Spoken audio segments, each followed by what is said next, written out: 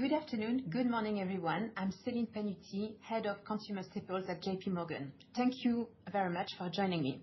Today, I have the pleasure, as part of a CEO Fireside Chat series, to be at Unilever with Fernando Fernandez, CEO of Unilever. Fernando, thank you very much for hosting us. No, thank you for having me, Céline. It's a pleasure. It's my pleasure. Obviously, there was a lot of change this year. You became a CEO during that year, and yesterday, the Magnum company has started its life as an independent company. Obviously, you came with a remit to accelerate change, and we saw as well there's been some disposal, some acquisition. But what I was interested to know is, from within, what acceleration of change has been like at Unilever under your leadership? Well, yeah, it has been a very important day. Yesterday, we completed a process that started on March 2024. We announced the separation of ice cream. It was very important for us to really complete that during this year. And we have done it. It has been a complex process. It was not easy. But now it's behind us. We will be cheering for Peter ter Kulve and his team on the Magnum ice cream company. I'm sure it's a very exciting business. In our case, I took over in March this year as CEO. It has been a very intense period, In jointly with the separation of ice cream, for me, it was very, very important to continue accelerating our performance and our competitiveness. I believe we have done it. You have seen our results. Our volume growth has been accelerating around the year. Q3 at 1.7%. We expect at least a similar performance in Q4. And our competitiveness is really improving. So we have been putting a lot of emphasis in how to do things differently in Unilever, particularly in elevating the quality of our portfolio, the quality of what we are doing in our brands, ensuring that execution is flawless. And I would say the other two elements is fundamentally working in our talent and in our culture. One of my principles is really to be uncompromising on talent, ensuring that we have the right leadership team in place. And in terms of culture, I have always said that, there is a coexistence in Unilever of pockets of excellence and pockets of mediocrity, and we are trying to elevate what we do in every single geography, in every single category. So a lot of work. It looks much more than 8 or 9 months, but I believe we are doing significant progress. So maybe if I can go a bit deeper in that point about culture, because obviously you've been close to 40 years at Unilever. You are really a Unilever product, and yet you are pushing for culture change or elevation. Can you explain what you are trying to achieve? Where is it? And with examples maybe, and then how you measure that and how it's linked to compensation and rewards. Yeah. Well, you are reminding everywhere that I'm too old, but I believe that my 37 years in Unilever is a big advantage when you have to drive change. This is a complex company, 120,000 colleagues. It's important that you align them, that they are very clear about what is important in the company, what are the metrics that we are following. This is anecdotal, but every time I join a meeting in Unilever, before saying hello, I say volume growth, positive mix, consistent growth margin expansion, for profit growth in hard currency. Hello. And it looks silly, but it's very, very important to align company and to ensure that everybody knows what is important. We are also aligning everywhere about how to do business in Unilever, how we are really running our brands, what is the framework to run our brands, what do we want from our marketing machine, the same when it comes to execution. And I feel we are doing progress in all these areas. Regarding incentives, there have been significant changes. The vast majority of our long-term incentive plans are now hard currency linked. It was not the same in the past. When you look at our 8,000 managers in the company, their annual bonus is really linked to what is line of sight for them. So if you run Personal Care US, you are paid for the performance of Personal Care US. Or if you are in Home Care Europe, it's all Europe. It was not the same before. And finally, we have made a significant change also that is for the leadership team until now, but for the whole company from 2026 onwards. We are including restructuring in the calculation of profit growth. And I feel it's very, very important because Unilever restructuring costs has been historically above the level of the sector. So these 3 changes in terms of incentives are important.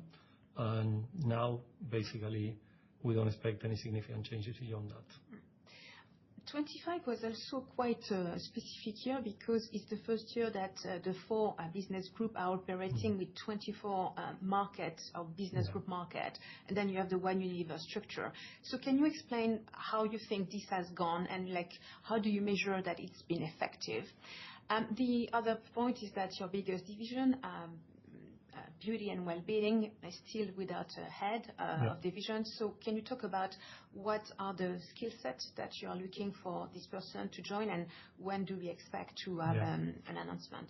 Well, first of all, I feel if I look in a bit longer stretch, we moved from a geographically led organization into a category-led organization in 2022.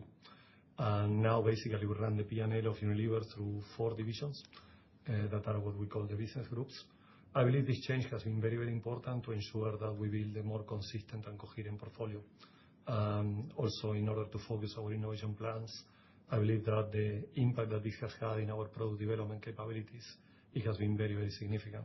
This year, we have gone all the way. We have divisionalized our sales force. Now we are running the company with 63 different sales force in our top 24 business group markets, top markets. These top 24 markets represent around 85% of our revenue. It's very, very important. For the rest of the organization, we decided to adopt a simpler model. That is what we call One Unilever. These markets from market 25 onwards are not big enough. They don't have the critical mass to go for a divisionalization of the company. In these markets, we are really simplifying the way we operate in a dramatic fashion.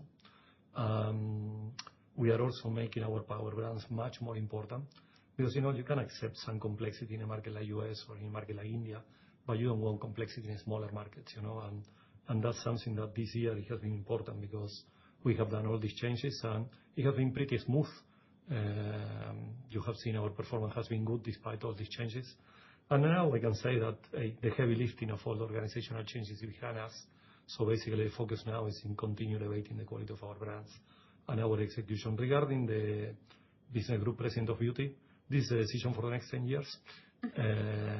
We are looking for somebody that really understands how to run business models of high margin, high investment. This is a category in which digital fluency is very, very important. And also the ability to scale brands globally is very, very important, because in beauty, brands tend to travel well. So we will take the time that is necessary to find the right candidate. In the meantime, the team we have leading beauty is a high professional team. And as you have seen, it has been our fastest growing category and continue performing very well. Yeah. Okay, so now that the Magnum company has a life on its own, early in 2024, when you announced that, you announced as well your ambition to grow mid-single digit and lead modest margin expansion and to be top TSR company. At that time, the world was looking in a certain way. The world has, changed and somehow as well slowed. If I think about CPI across many regions. Now, mid-single digit, the market is interpreting that at 4 to 6% in an environment where some of your competitors are calling out category slowdown. We heard that last week again in the US, but as well even in beauty, the category has not been as buoyant as it used to be. So how do you relate to that 4 to 6 ambition in an environment where things are a bit tougher? Our medium-term guidance remains unchanged, and if you look at our 2-year compound annual growth rate in volume terms is about 2% already today. And as I mentioned, Q3 volume was 1.7 for us, and we expect Q4 to be at least in line with that. So it doesn't change in the kind of guidance that we have given. It's true that the market is a bit tougher when it comes to, there is a bit of decoupling now between GDP growth and market growth. The market volume growth today at which a company like Unilever is exposed is more in the 1% than the 2% that has been historically. But I don't want to project the long term based on what has happened in the last 6 months or something like that. When you look at the last decade, this is Unilever is exposed to a kind of 2+% volume growth markets, and it's true that CPI has been a bit slower. But when you look at wage inflation globally, it's clearly now in the 4 to 6% territory. So that kind of alignment between wage inflation and CPI at one point of time will come. So I'm not so concerned about what will happen in the next quarter. We believe in the long run. I don't expect the market growth rates that we will see in the future to be the ones of the last 6 months or so. But, we are focusing what we can control. We cannot control the economy. What we can control is the quality of our innovation, how we are elevating our brands, the quality of our execution. And I believe we are doing a better job. Our competitiveness is improving. We have close to 60% of our revenue winning share now. I know you look at the same data that we look, you look particularly in Europe and in US. We are gaining significant share in these markets. So our absolute focus is in continue outperforming the markets, doing what we need to do. And this is what the Playing to Win culture is, So whatever the conditions you have, you go for more. I don't want journalists in the company, people telling me what is the context there. I want people that whatever the context in which we operate, we outperform. It's absolutely true. I think in an environment where growth is slowing, the ability to outperform will set you apart from competitors. And that was, in fact, my next question. And you already said the key word, which was marketing machine. And I wanted to hear, because I think it feels that there is a lot of change happening in Unilever. It's not just changing your portfolio. You need as well to be able to outperform in these new faster growth categories. So traditionally, Unilever has not been seen as really at the forefront of beauty and personal care. So can you explain how changes, how Unilever is different in terms of its agility, its digital fluency, which you mentioned earlier, its innovation and the ability to premiumize? I know you presented that SASSY model a few months ago, but we'll try to put some color on how you can effectively change this company to operate at the highest level and win share in these categories. First of all, just say we are outperforming practically in every single category. When you look at our food business, it's outperforming the food industry. When you look at our beauty and well-being business, I feel the numbers speak for themselves. The same in home care. So, but this SASSY framework, and just sometimes you need simple language in the company to align the whole organization about what needs to be done. SASSY is an acronym that stands for Science, Aesthetics, Sensorials, Said by Others, and Young Spirited Brands. Fundamentally, it defines the way we approach product development and the way we approach our models of reach, engagement, and validation by consumers for our brands. So we are talking about science for superior functionality, aesthetics and sensorials as driver of consumer preference. So a much more holistic approach in how we dress up our science than what we have had in the past. A real revolution in social first marketing that we are really putting in place. When I took over, I made some bold statements about the number of influencers that we would like to have in the company. I can say that in beauty and well-being now we are operating with close to 170,000 in the total company, close to 300,000. This has happened in a relatively short period of time. That basically shows how important is this point of validation by consumers of the offering of our brands. I have mentioned before that I believe that broadcasting messages from big brands now can become suspicious. And as we all go to a restaurant after looking at rating and reviews today, brands have to have a very solid infrastructure to deal with what we believe is called, what we call said by others or recommendation by others. And I believe we are doing significant progress on that. I'm standing to be proud when I stand in front of some of our shelves. So I was in US recently. I stand up in front of the Walmart shelf for Dove. Look at that. And it's a very different brand to the one that was 3 years ago. I went to UK and to France recently, looking at what we are doing with Persil, with Omo, the innovation that we are bringing there with Cif. And again, the brands look very different to what we used to be a couple of years ago. So I believe that our product offering is improving dramatically. And as I mentioned before, our social marketing machine is gaining a very significant infrastructure. When we put all these things together, we have what we have, for example, with Vaseline, a 155-year-old brand that in the last couple of years has been growing volume at 12% per annum. That didn't appear in any ranking of brands in the digital space. And now, it has wiped out with all the Cannes Awards, it really ranked in the US, for example, number 4 brand in the skincare space. So we are making progress, All this said, there is much more that has to be done. I always say that if I have to score in a 1 to 10 scale, the quality of what we are doing, I probably give ourselves a 6 or a 6.5. My mom used to say that 10 doesn't exist, but we need to put the company in a level of 8, 9 in everything we do.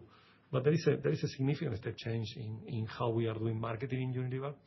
And it really goes from product development to models of reach, engagement, persuasion, validation of our brands. I'm very, very into it. It's just where I spend 80% of my time is on this. The other 20% is on talent. And I believe we are doing progress. So, following on that premiumization, and there will be two parts to my question. We'll talk about prestige and well-being in the second part. But first, I think you said overall for the group, you expect the ambition is to be 50% premium. Right now is about a third. When you look at the core brands, which are the brands which you think have the right for that premiumization? What are the geographies which I think are there to premiumize? And in an environment which we discussed earlier where, maybe salary inflation is still there, but a lot of consumers feel under pressure, is that the right time to think that premiumization is going to work for Unilever? Well, let me say first that we don't see significant consumer downtrading in categories of high involvement. So categories of low involvement tend to have significant downtrading in economic downturn. But at this stage, in the categories in which we operate, we don't see significant consumer downtrading. We don't see private label expansion, neither in beauty, nor in personal care, not in home care. Probably in the most basic food space, yes. But even in the condiment category, we see significant premiumization opportunities. And why I'm obsessed with premiumization? I believe there are two fundamental seismic shifts that are going on. One is related with the impact of digitization in the amount of knowledge consumers have. So I always say that digitization has a step change the consumer power to now. And with that, there is an increased interest in science. People is much more interested in what is in the jar, what is in the bottle, and they are prepared to pay more for products that really perform. The second is, at the same time that we see a significant reduction in the population growth rate, we see a significant increase in household numbers. That fundamentally means that the household structure is changing dramatically, and you see an incredible amount of households of 1 to 2 people. In these households, people tend to spend more in self-indulgence, in categories in which you buy fundamentally for yourself. So that's what we see as a fundamental driver of premiumization in the long run. And we have seen this happen in our portfolio. We are putting a lot of focus on this. We have around 30% of our revenue above what we call 120, 130 price index. But the intention is to bring that into at least 50%.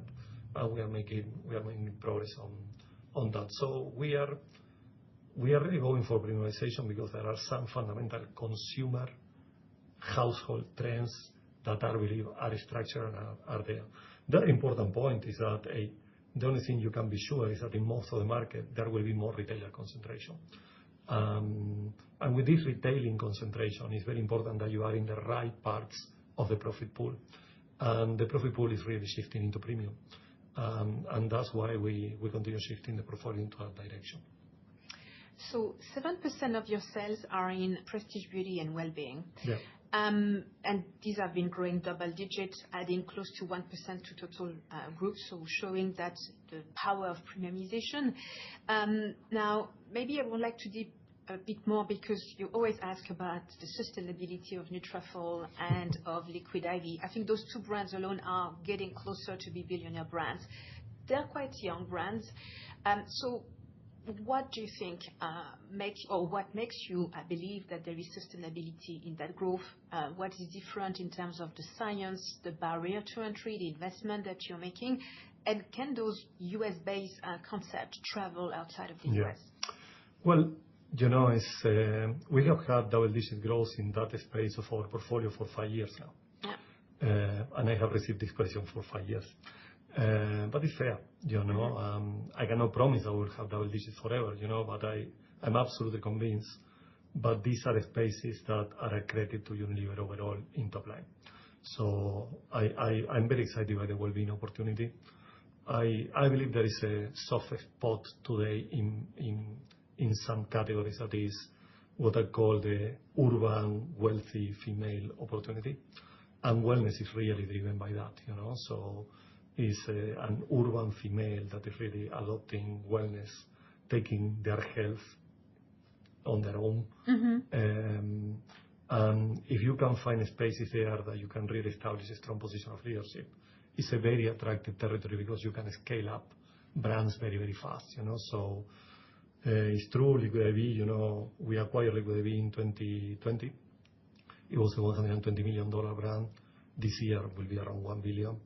We acquired Nutrafol in 2022, April 22, it was $220 million, and it will also hit in close to $1 billion this year.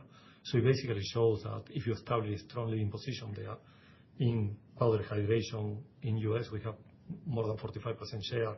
In hair fall, we have close to 80% share.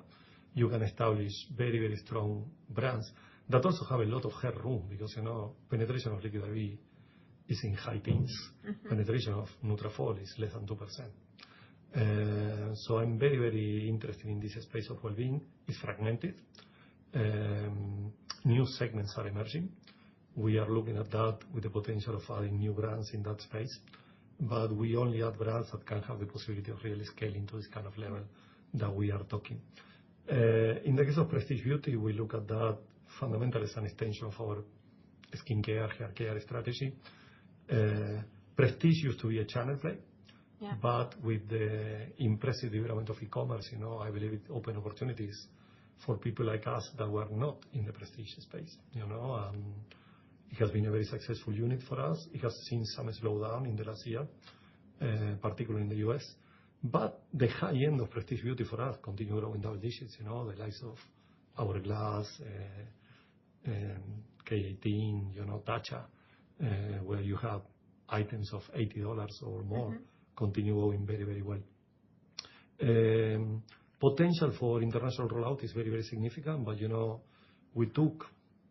I took a very conscious decision when we saw a slowdown in China of solidifying our presence in the US first. Because, when China started to slow down, where people were going to go? They were going to go back to US and they would go into discover India. So for us, it was very important to solidify our position in the US. And now that we have built very profitable profile for this business, we are ready to internationally roll out, and we are starting to do that. So the US, obviously 75% of your business now is in beauty, personal care, and well-being, and you've been growing volume mix above 4% for the past 2 years. So it's quite a good playbook if effectively you can replicate that elsewhere. We just discussed about the well-being and prestige beauty brand. So if I think about the core personal care and food portfolio in the US, can you talk about what kind of growth rate you are seeing in an environment where your peers are saying that the market is slowing? What are you doing differently in terms of go-to-market channels, but as well brand?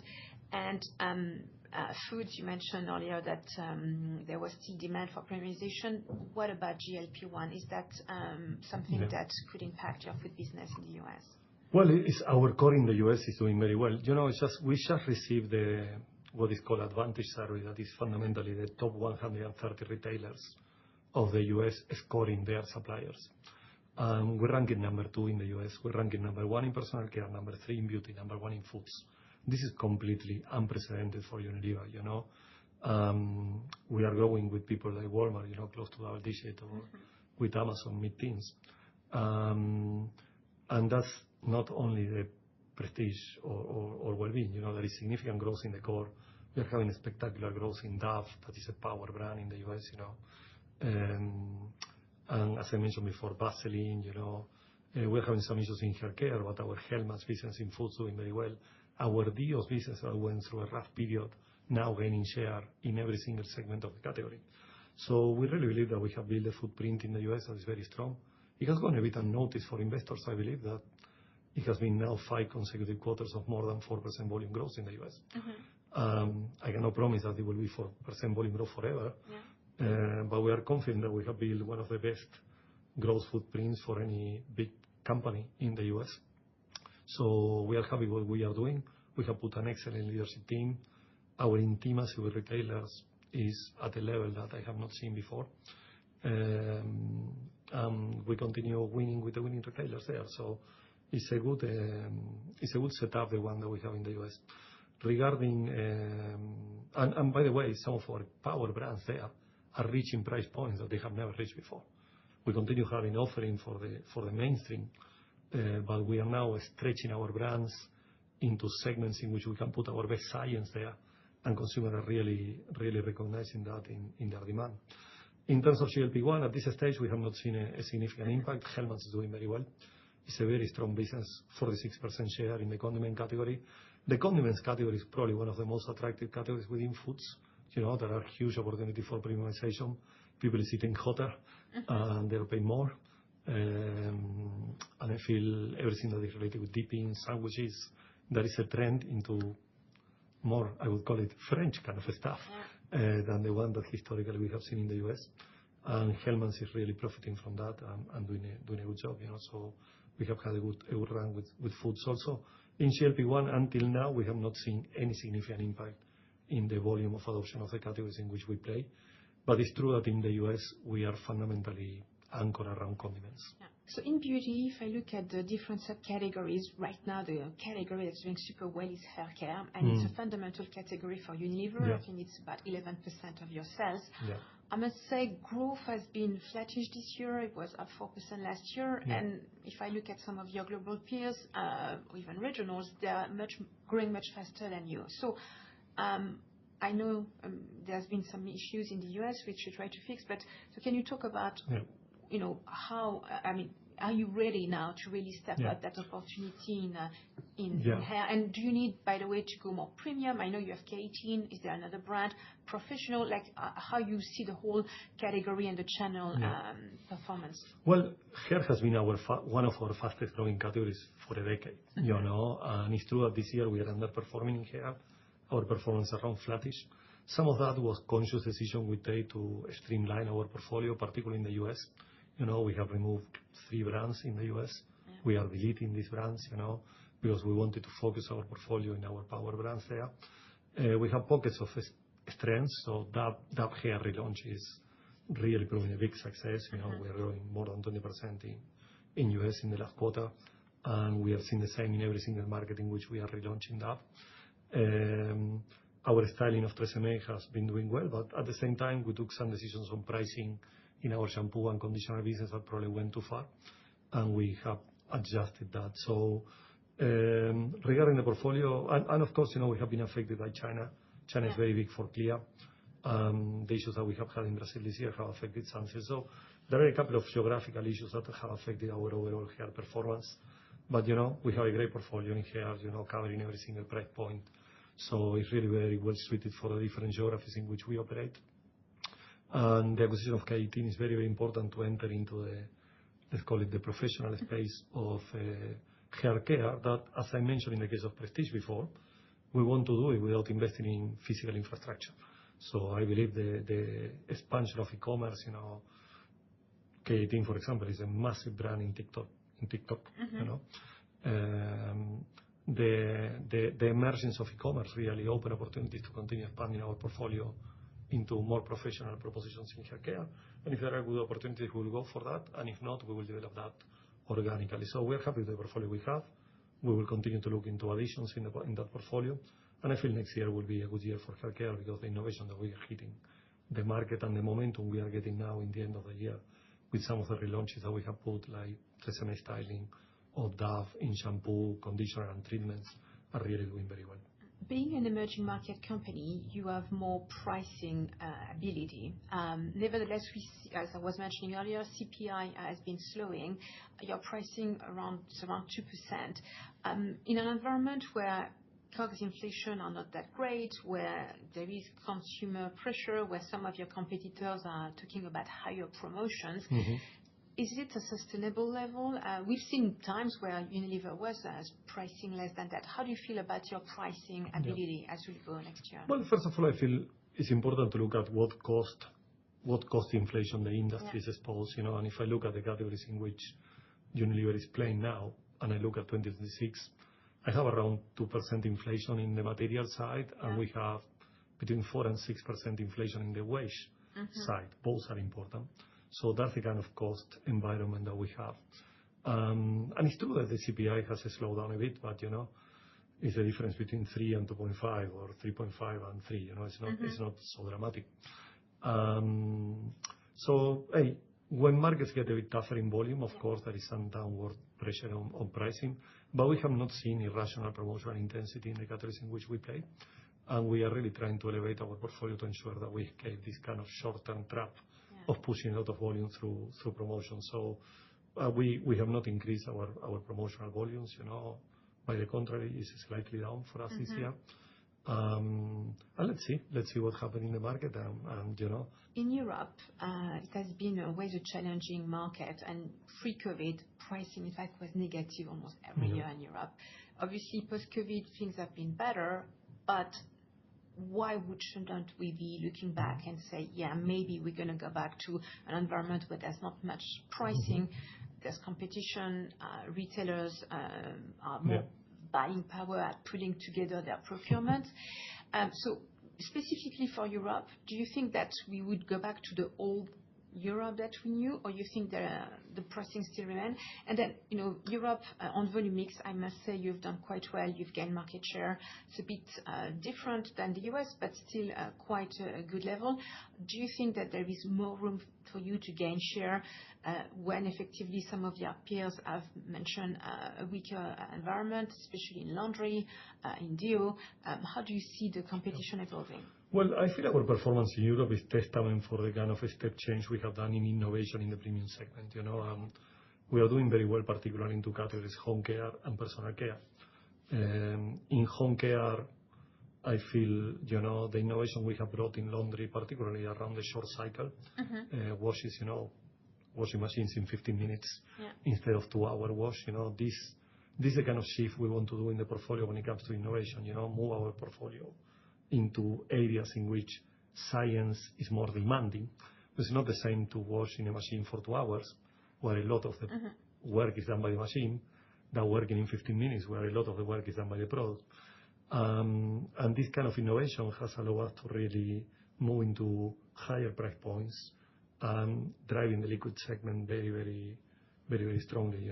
So the same in deodorants, in which we brought whole body deodorant proposition that initially we kick off in the US, and now we have expanded into Europe. So, hey, when you look at the pre-COVID period, the negative pricing was not there for all the industry. In average, there was negative pricing, but for the company that has been able to really shift their portfolio into premium and that has been able to really come with very powerful innovation, they were able to sustain positive pricing. So it's a difficult environment, the European one. At this stage, I can say that our relationship with the retailers is good. We have not seen any dramatic conflict in the last couple of years. We are trying to demonstrate them that we can grow the pie, that we can bring initiatives that grow markets. Innovation and renovation are both important to ensure that there is no price dilution. So we are gaining significant share in Europe, both in personal care and in home care. We expect to continue doing that. It's not easy because other players also play. But all our focus there is in increasing our investment that we have already done and ensuring that we can with innovation in premium segments that retailers value and that our consumers are prepared to pay for. A region that is close to your heart, Latin America, has been a bit the center of a mini storm, I would say, for the past 12 months. Obviously, the environment has been a bit more challenging from a macro perspective, but also you acknowledge that there's been maybe some missteps in terms of the pricing in laundry and then promotion in deodorant. So I know you mentioned that Q4 will still be challenging, but do you think that can you grow volume in 2026 in that region? And what is the midterm outlook and how you feel that you have addressed these issues? Yes, so the macro environment in Latin is tougher. I feel Mexico has suffered significant decline in remittances. That is very important for 40% of the households in Mexico. The Brazilian political instability is also driving some economic slowdown. And in Argentina, there is economic contraction, but I believe the situation will get better.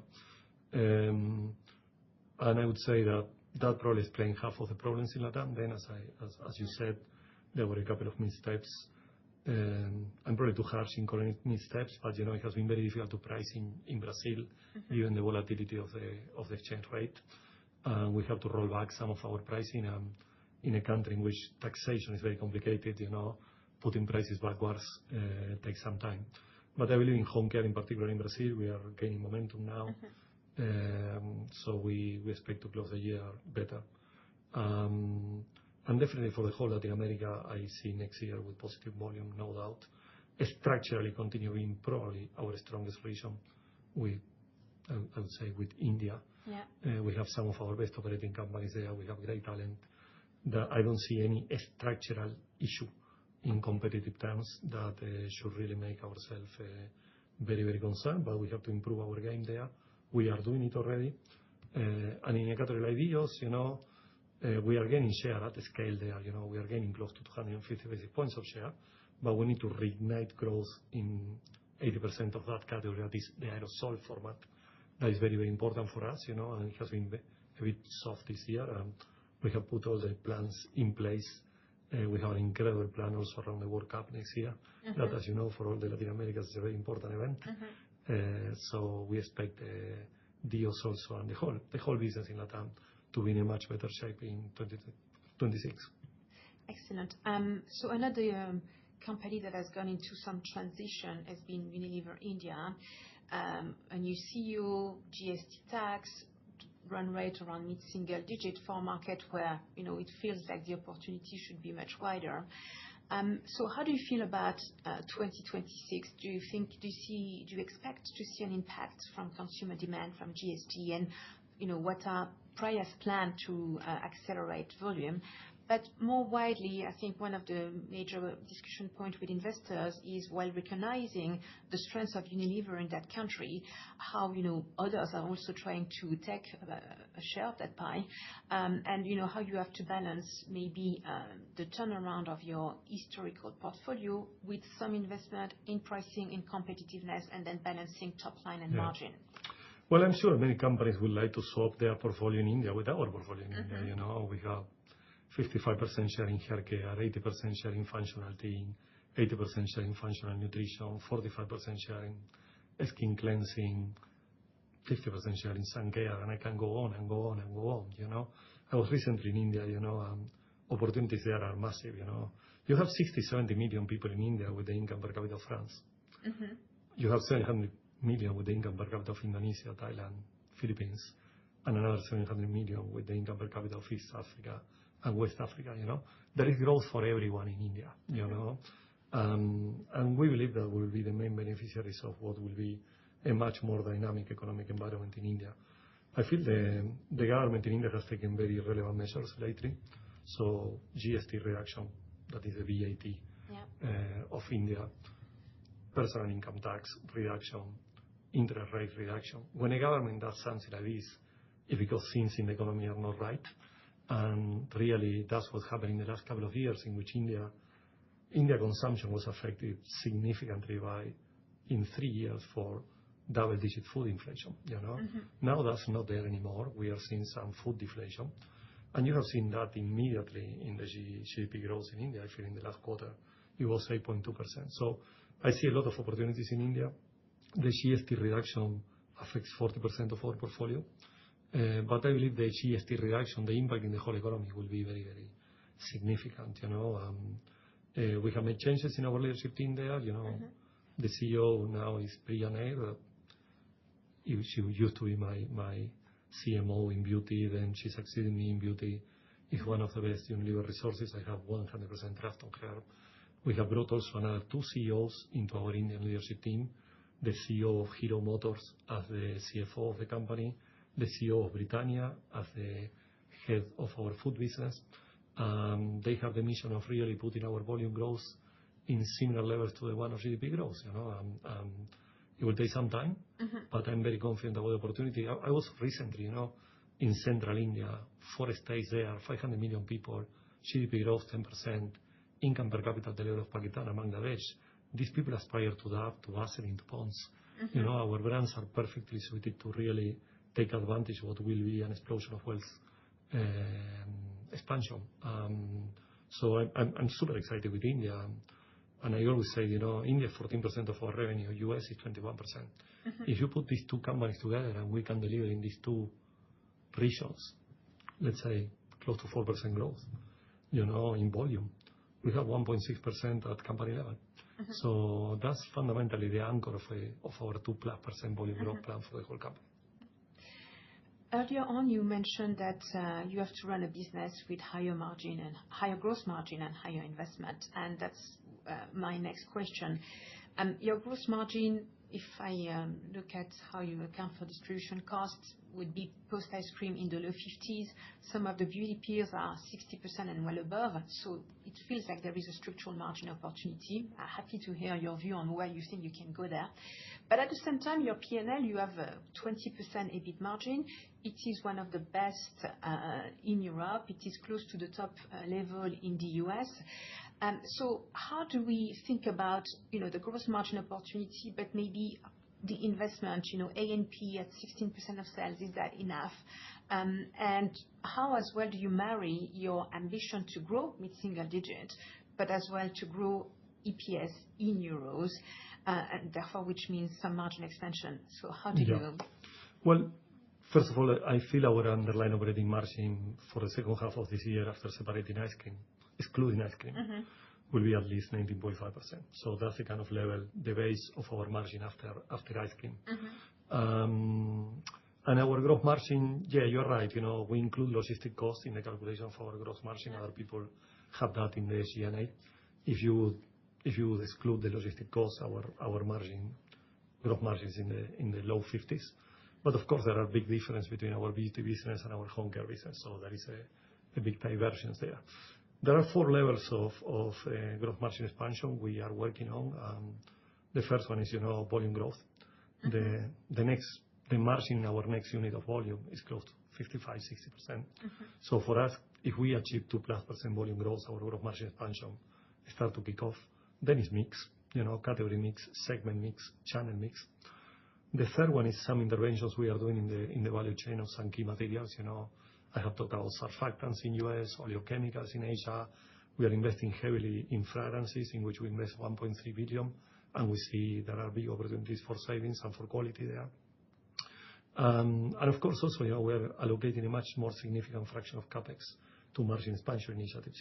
We are now allocating close to 60% of our CapEx into margin expansion initiatives, and this should give us 30-40 basis points of gross margin expansion every single year. The level of competitiveness of our investment, in 2022, we were investing 13% of BMI, of revenue in BMI. We moved to 14.1 in 2023, 14.3, 15.1 in first half last year, 15.9, and this year will be somewhere between 15.5-16%. And we believe this is competitive levels. It's an implicit recognition that we were not investing competitively in the past. And I always say that, being consciously uncompetitive is a criminal offense. That's how I see it, So whatever it takes, we will invest in line with our ambition of 2% volume growth. And this is what we are doing. We believe our level of investment is competitive now. And if we put all these things together, we believe that a 4-6% top line growth with a moderate or modest margin expansion will position us in the top 30 TSR of the sector. So that's the kind of model we are working on. When we look at your ambition to position more the business into beauty and well-being, I think one of the key questions is now that you have deconsolidated ice cream, food seems to be the elephant in the room. What are the impediments for you to not dispose of foods? And can you talk about maybe other, I know you are doing some organic disposals. How does, for instance, Orlik fit in the overall portfolio you are building? And we have seen this year an acceleration in M&A, even in the consumer sector, some bigger M&A. You've always mentioned that you are focused on India, US, and beauty. how do we, first of all, can you talk about whether a big acquisition is something that you completely write off, or it depends, and whether there will be adjacent categories like maybe color, cosmetic, perfume, OTC, that you would consider in that beauty framework? We continue focusing bolt-on acquisitions, in our algorithm, we are allocating around 1.5 billion a year in net M&A. And the focus remains in beauty, personal care, and definitely in the US and in India. Why in the US? Because we believe that strategically it's very important for Unilever to build a new leg of portfolio that can travel internationally in the premium segment. And the US is probably the only market that gives simultaneously critical mass and a platform for international brands. So that's the reason that we are allocating 95% of our capital of M&A into the US. We have a very clear, strict process in M&A, in choosing M&A targets. It has to be lifestyle brands, it has to be digitally native brands, it has to be seriously exposed to e-commerce, it has to be in categories in which we can add science, channel or marketing capabilities, it has to be in super growth stage, and it has to be brands that can be globally scalable. So we have a very, very, very strict process now that we follow with rigor, and we will continue doing that. Transformational acquisitions are off the table, so we are not looking at that at this stage. And regarding regarding color cosmetics and fragrance are no priority for us. We are much more interested in skincare, hair care, personal care territories, and well-being. I'm very excited about the wellness opportunity. As I mentioned before, it's very fragmented. There are many, many new segments emerging. We believe that we can establish strong positions in leadership in what we call narrow verticals that allow us to scale fast and to become profitable very, very fast. So these are the areas of focus. Regarding foods, we are outperforming the food industry. You have seen our numbers. You compare particularly with American foods, and we are doing well. I believe we have a food portfolio that is the envy of the industry. 60% of our food business is in Hellmann's and Knorr. After completing the disposal of around 1.5 billion business in what I call the periphery of foods, particularly in local food brands in Europe, Hellmann's and Knorr will become 70-75% of that revenue, and this will give us a lot of optionality in the future. At this stage, our food business is margin accretive, is cash accretive, has low capital intensity, is a very attractive business, and the business has to outperform the markets as the same happened to the other part of the portfolio.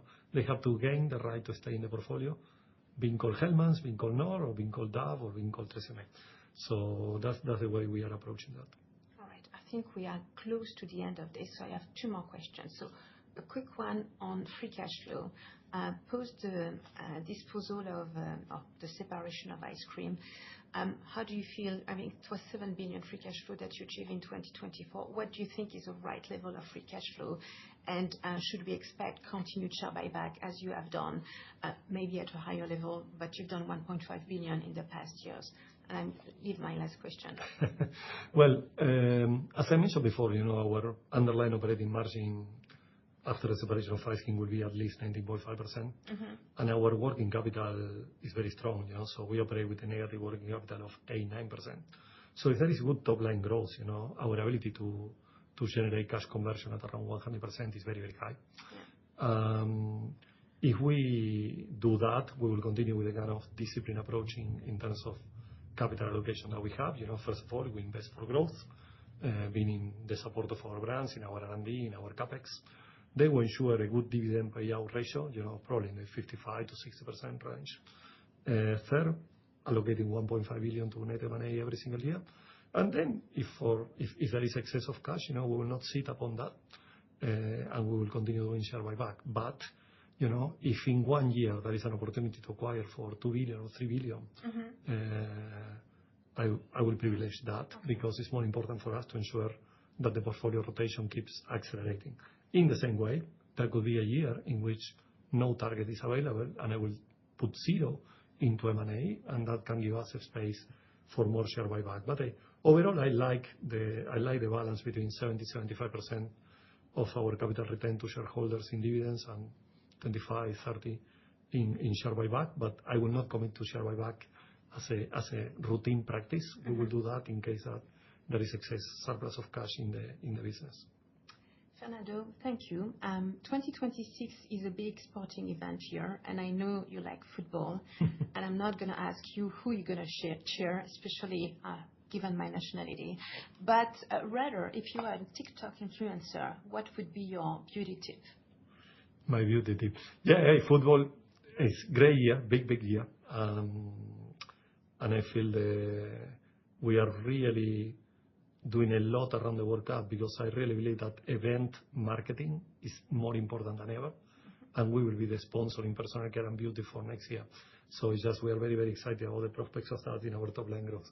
As a TikTok influencer for beauty, I'm not the best on this, but